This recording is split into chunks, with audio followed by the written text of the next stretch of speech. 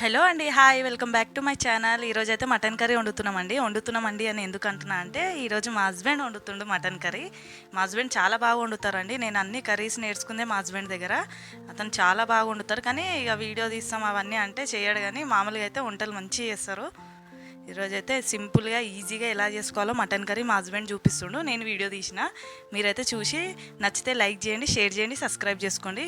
ఇప్పుడైతే మనం mutton curry ఎలా చేయాలో చూద్దాం. ఫస్ట్ గ్యాస్ పైన కుక్కర్ పెట్టేసుకొని ఒక 1 కప్ ఆయిల్ వేసుకోవాలి. ఆయిల్ వేడి అయ్యాక 2 సన్నగా కట్ చేసిన ఉల్లిగడ్డ వేసేసుకోవాలి. ఇప్పుడు ఉల్లిగడ్డ ఎర్రయ్యే వరకు వేయించుకోవాలి. ఇక్కడ నేను అన్నీ షార్ట్ కట్టే చూపిస్తున్నా అండి. చేసేది మా హస్బెండ్ కదా, ఇక నేను మొత్తం వీడియో తీసుకుంటూ చూస్తున్నానంటే ఆయన చేయడు. అందుకని నేను అన్నీ ఖాళీ వంట చేసేదే చూపించేస్తున్నా.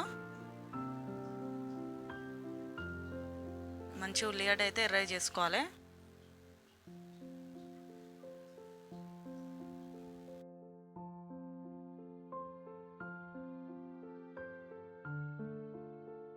ఇలా ఉల్లిగడ్డ ఎర్ర అవుతున్నప్పుడే 1/2 టేబుల్ స్పూన్ పసుపు వేసుకోవాలి.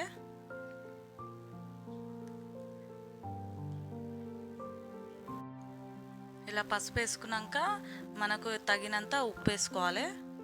అది కూడా దొడ్డు ఉప్పు వేస్తున్నారు చూడండి. కర్రీకి సరిపడా మనం ఉప్పు వేసుకోవాలి. మంచిగా కలుపుకోవాలి.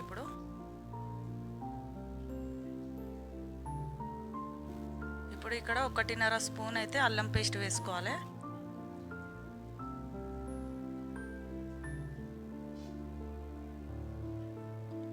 అల్లంది పచ్చి వాసన పోయేంత వరకు మంచిగా నూనెలో వేయించుకోవాలి.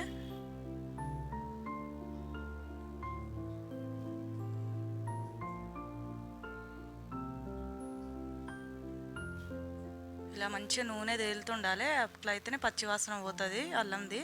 అక్కడ చూపిస్తున్నారు కదా, సేమ్ ఇలా వేయించుకోవాలి. 2 టమాటాలు మిక్సీ పట్టుకొని వేసుకోవాలి. మిక్సీ అంటే మొత్తం పేస్ట్ లాగా చేయొద్దు, ఇలా కచ్చపిచ్చ మిక్సీ పట్టుకొని వేసుకోవాలి.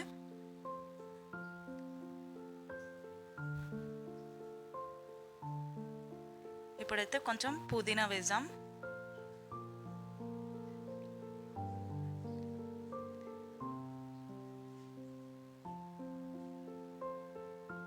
కొంచెం కొత్తిమీర,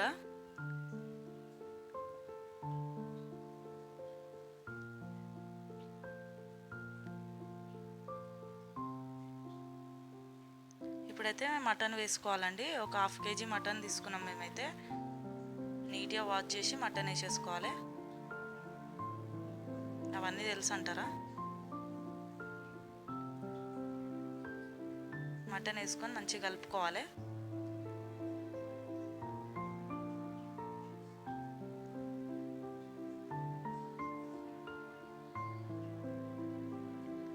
ఇలా ఒక 2 నిమిషాలు అయ్యాక కారం వేసుకోవాలి.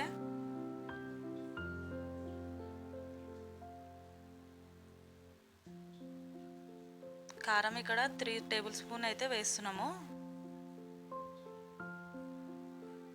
మీరు ఎంత తింటారో అంత వేసుకోవాలి. మాదైతే పట్టించిన కారం కదా, చాలా కారం ఉంది, అందుకనే 3.5 స్పూన్లు అంతా వేసినాము.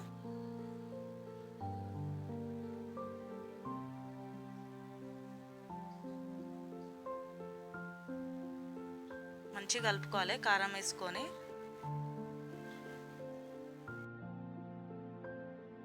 ఇప్పుడు వాటర్ వేసుకోవాలి. ఈ వాటర్ వేసేలోపు ఒక మసాలా చెప్తా అండి. ఇప్పుడు ఇందులో వేసేది ఒక 4 ఇలాచీలు, 4 లవంగాలు, సాజీరా కొంచెం, ఒక చెక్క, 3 దంచుకోవాలండి. కచ్చపిచ్చ దంచుకొని వేసేసుకోవాలి.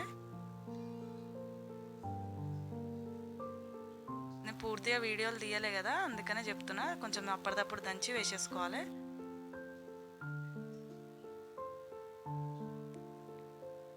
ఇలా మసాలా వేసేసుకున్నాక మంచిగా కలుపుకోవాలండి. కలుపుకొని మూత పెట్టేసుకోవాలి. ఒక 7-8 విజిల్స్ వచ్చేంత వరకు అయితే పెట్టేసుకోవాలి.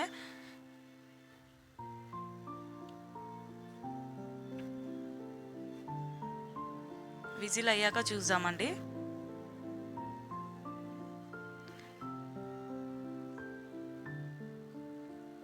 ఇక్కడైతే 7-8 విజిల్ అయ్యాక నేను చూపిస్తున్నా.